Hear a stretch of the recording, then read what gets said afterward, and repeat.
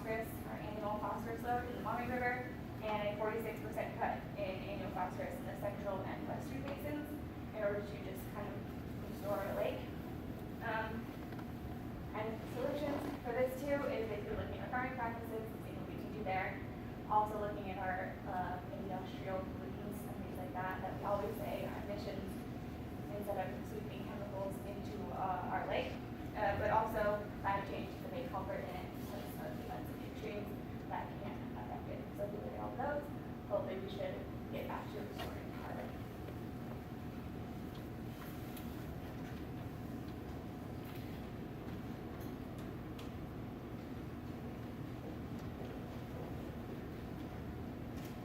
Hello, I am Cameron Zona, and for my research I looked at climate change as a political issue and why it might be better just to keep climate change out of politics. So why is politicizing climate change so bad? Before climate change became political, a large majority of people believed that it was happening. In 2008, a poll was taken before the election cycle started, and 48% of people believed that climate change was man-made, and 71% of people believed that the Earth was warming as a whole. In 2009, after the election was over, another poll was taken, and the first figure went down to 36% of people believing climate change was man-made, and only 57% of people believed then that the Earth was warming as a whole. And so whenever an issue becomes political, it obviously forces people into certain groups, and in such a polarizing time, most people want to feel connected to one political party or another. So what happened? Why did it become political? In 1979, at the first World Climate Conference,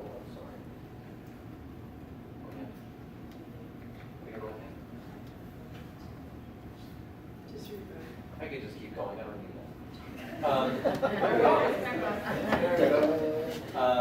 In 1979, the first World Climate Conference, it was established that, quote, carbon dioxide plays a fundamental role in determining the temperature of the Earth's atmosphere, and it appears plausible that an increased amount of carbon dioxide in the atmosphere can contribute to a gradual warming, but the details of the changes are still poorly understood.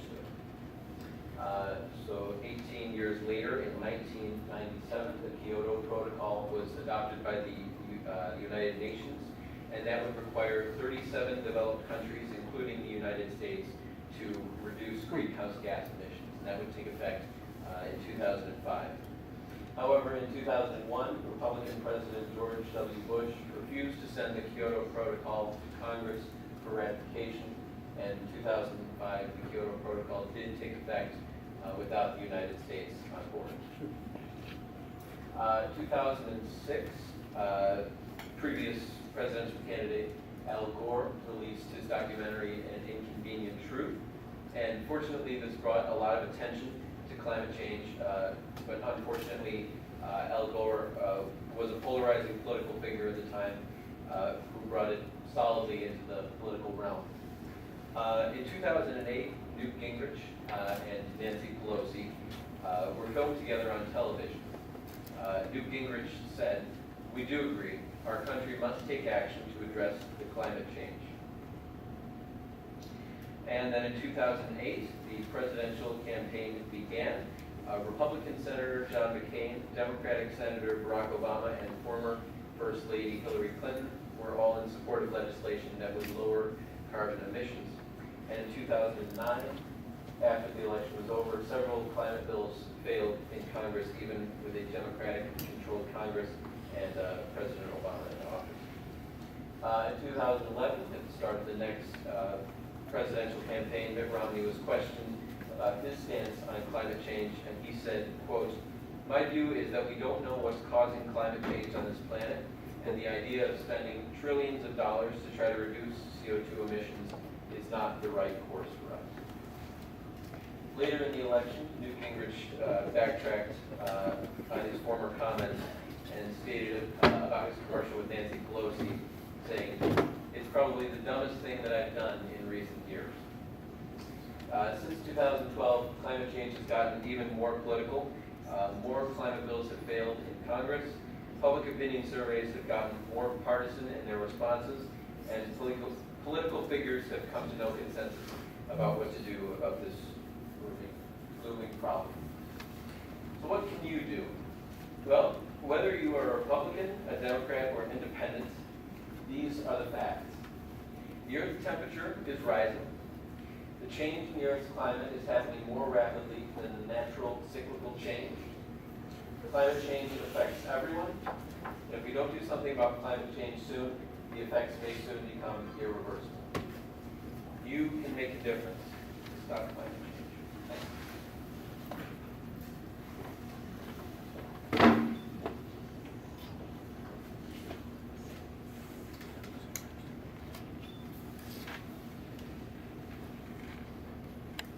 Hi, my name is Cassie Lucky, and my project I looked into the effects of rapid climate change on human health. So the first problematic element is heat waves, which are prolonged periods of abnormally hot weather, and they're predicted to increase in frequency and intensity as time goes on, which is a problem because mortality rates rise by as much as 4% during these times. Heat waves can cause heat stroke, cardiovascular disease, cerebrovascular disease, and kidney disorders. And the damage caused by heat strokes could vary a lot depending on circumstances. If we significantly reduce our carbon emissions, then by 2081 there will be about 166 deaths per year because of heat waves. But if we keep going as we are now, the number will be closer to 2,200. So somewhat related to that is wildfires. Hotter weather and, as some of my classmates mentioned earlier, more storms can cause more wildfires. And along with the obvious damage to property and possible loss of life, smoke going into the atmosphere can really affect people. Smoke can cause respiratory infections, chest pain, lung illnesses, and more. And smoke isn't the only threat to air quality. During times of extreme heat, plants absorb less ozone. And while ozone in the atmosphere is a good thing, on ground level it can be really harmful. Ozone can cause asthma attacks, diminished lung functioning, and even death.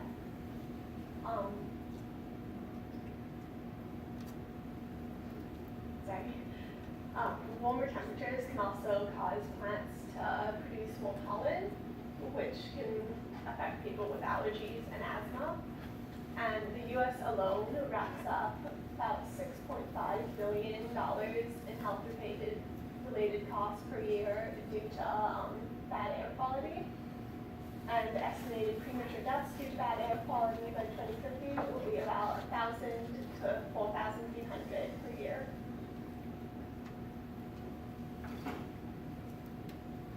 Another effect of climate change is extreme precipitation. Warmer, wetter environments can lead to the growth of indoor fungi and molds, which will also affect people with allergies and asthma. And on the more extreme end, more precipitation can cause storm surges and flooding, and will raise the risk of pneumonia and other waterborne illnesses.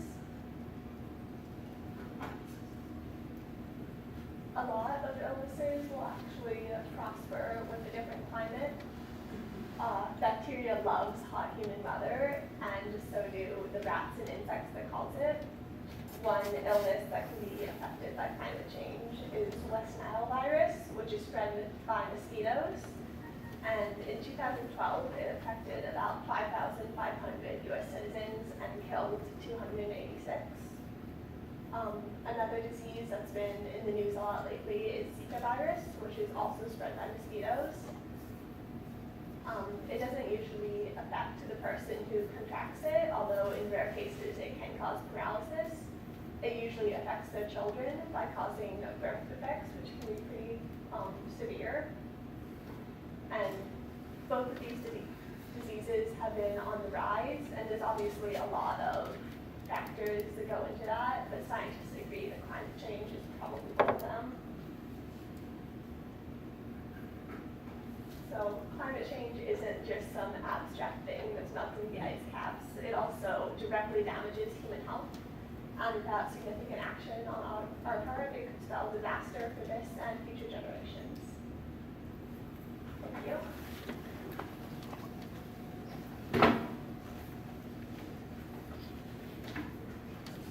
Okay, so after hearing all of this research and all of our topics, the question is, what are we doing now? And one of the reasons that we actually went to Denver and visited Greenpeace was to kind of get an idea of what we can do, because it's not an easy answer and it's not an easy topic to think about. It's not just an environmental issue, it's also economic and political and it's social, and we kind of need to decide what we can do as a community. And most people think that like acting cycle and that helps the environment, which is true. It helps like the little picture, emissions, things like that. But we also need to think about greater things to do. And at the UN Climate Change Conference in Paris, as I'm sure everyone heard about, in December 2015, they decided to limit the temperature increase to below 2 degrees Celsius to put more effort into climate change research internationally, that each country or the larger countries would report their emissions yearly, and also to just limit their carbon emissions in general, which will help. It's not a bad thing, obviously, but this is also a more political social issue. And we tend to think about ourselves as a issue, which is definitely not wrong. It's a very important thing to do. But it's also very important to look at larger communities and what we do with our larger communities. One man who believed in strong charter communities is the best way to solve global warming was Bill McKibben, who wrote The End of Nature. In this book, he made comparisons to Europe and America. He said that, and he observed that Europe uses half the energy as the U.S. does, but still is able to live very comfortably. He said, and scientists agree, that this is because they put a less emphasis on the individual and more on the community. So, for example, they use their tax money to be able to create a better city so that people would be visiting them more, as well as using public transit. So instead of burning lots of coal by using their own vehicles, they were able to take public transit to be able to less. So individual effort is definitely a step in the right direction. However, there are many more things that we can do, and one of which is think outside the box and be an educated citizen in our community. And so being here today, you obviously care about that because you're learning, right? So we can change climate change for the better. And it won't be easy, but hopefully with your support and the rest of society, it will be possible. Thank you.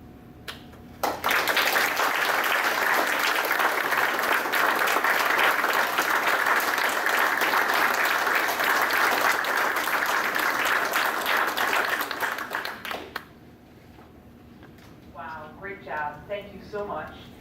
We get just a couple more words from Ed. He's going to talk a little bit about Protect Geauga Parks, real quick. Thanks. Hi there, I'm Ed Buckles. I'm with Protect Geauga Parks. And first of all, it ain't easy getting up here.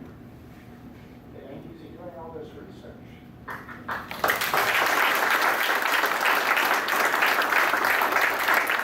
want to thank all of you for turning out. Protect Geauga Parks does these programs about every other month.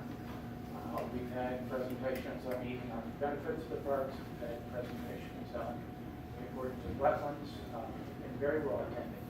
So keep an eye out for our next one. I have no idea what it is, but it should be in about 2 months. I would also like to point out that your comments about the Great Lakes, we have a Great Lakes hero among us. She received an award from Toledo for her works in helping protect the Great Lakes. Kathy.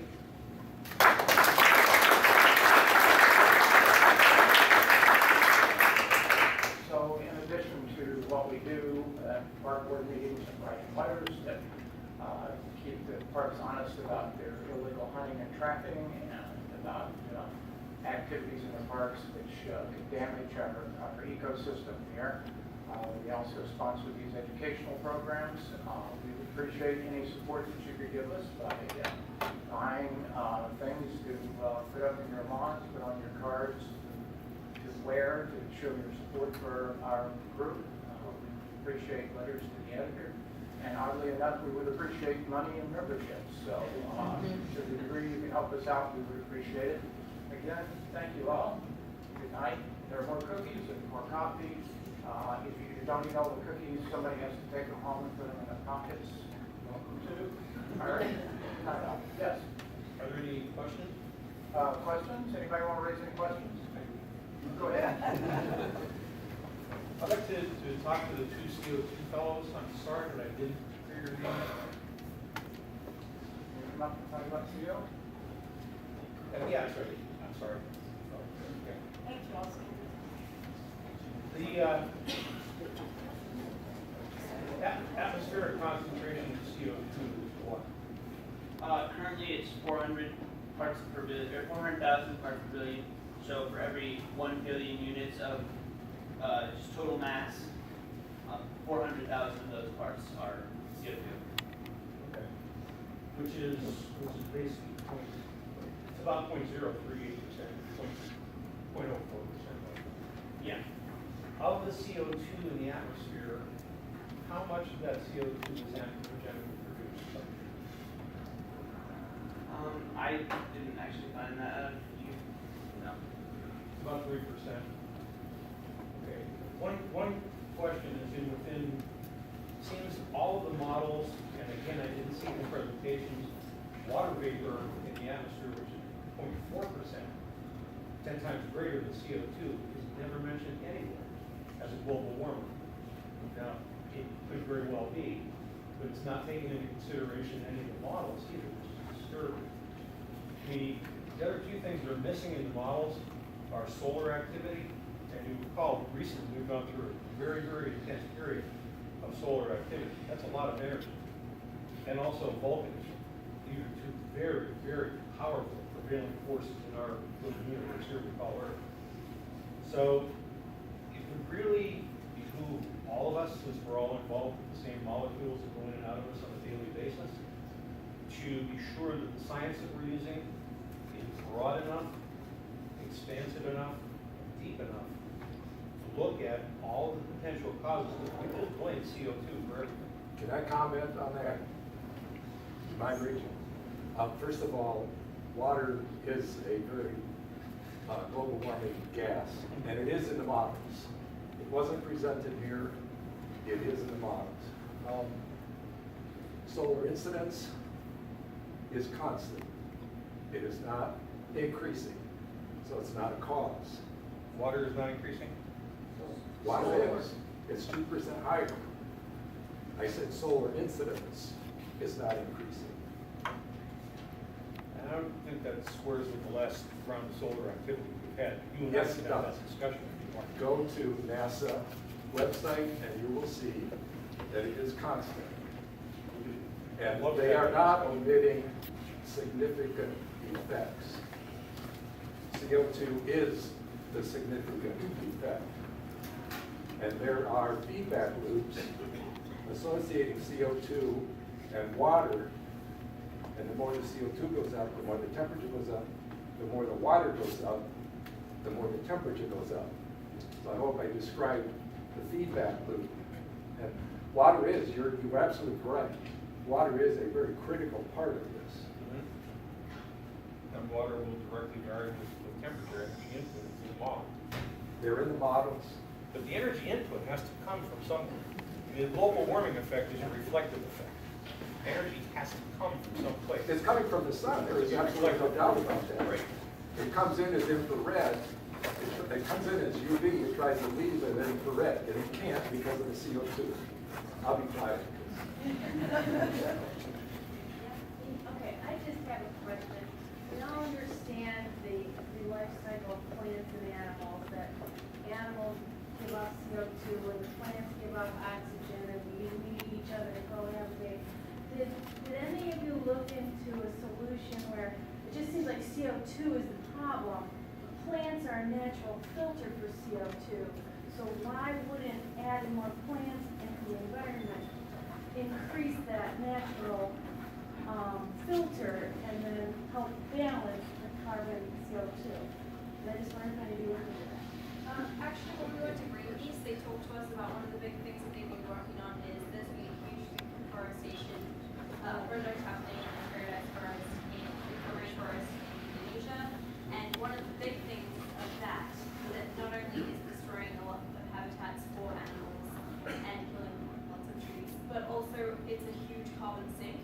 And with deforestation increasing, we're losing a lot of those plants that are taking in out carbon dioxide and turning it into oxygen. So replacing plants is part of the solution. Yeah. And did you also, when you did your research, did you notice if there were higher concentrations of CO2 in like major cities and urban areas versus suburban areas because the cities are deforested? And I just wondered if it was like higher intensive, trying to look on your map as to where they were really high concentrated areas of CO2. And is it possibly that deforestation is really a bigger piece of all this than people breathing methane? I personally didn't look into I that. think it was in Dylan's net, draft maps that just states that. I got to say, I did,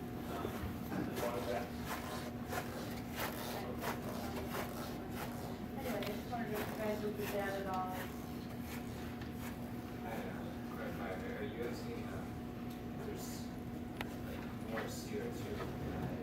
Well, there are higher levels of CO2 production in urban areas versus suburban areas, or do you know the same thing? I don't think they were really looking at that specific area of CO2 levels. They connected urban, suburban, or rural areas. Okay. Isn't it true though that trees are a temporary carbon sink because when a tree dies, it decays and converts to methane and carbon dioxide, which is one of the problems. Now, if you have a net gain in forests, you will have a net reduction in carbon dioxide. But it's only temporary. If somebody then goes and cuts down that forest and burns it, then it all reverts back. Which is one of the problems with doing that, relying on forests. We would have to accommodate much larger forests permanently. Right, and that's what we're trying to get away from, deforestation, looking at other sustainable ways that we can get our energy. Right.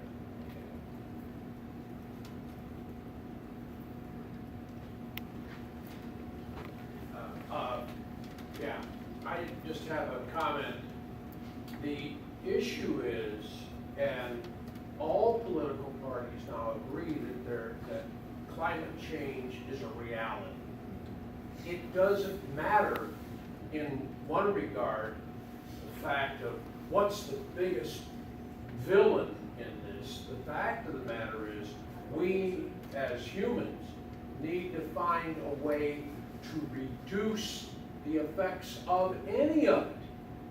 So that way we can reduce the effects of climate change. We can reduce climate change. It doesn't matter looking at all the different sciences. I taught physics, advanced placement physics for 20 years, or 30 years rather. And the fact of the matter is you have climate change, and we need to, all of us need to look at ways of lessening the climate change in general, regardless of who's doing it. Don't try to pick one villain or another. Okay, water's part of it, CO2 is part of it, any of the other gases that you were mentioning, the effects are real. These young gentlemen and young ladies researched it out and have given you facts. It isn't fiction. They didn't make this stuff up. They researched it out and are presenting to you what the evidence is and what good scientists across the entire world are predicting that it's going to happen. They just happen to show the United States. The rest of the world is also affected. I'm done. I'm Barb Hardington, and I'm also with Protect Geauga Parks. I'm the one that reserved this room. We have to be out of here by 9 o'clock. So I would like to, again, thank this group for such a very provocative discussion. And I hope that they'll come back and tell us more or send some of their other peers to do so, because it's been really very nice for us. How about if, for as long as the students are able to stay, if you would like to answer questions as we start cleaning up, and go ahead and have coffee and cookies, but we do have to stop because we will be in big trouble if we are here.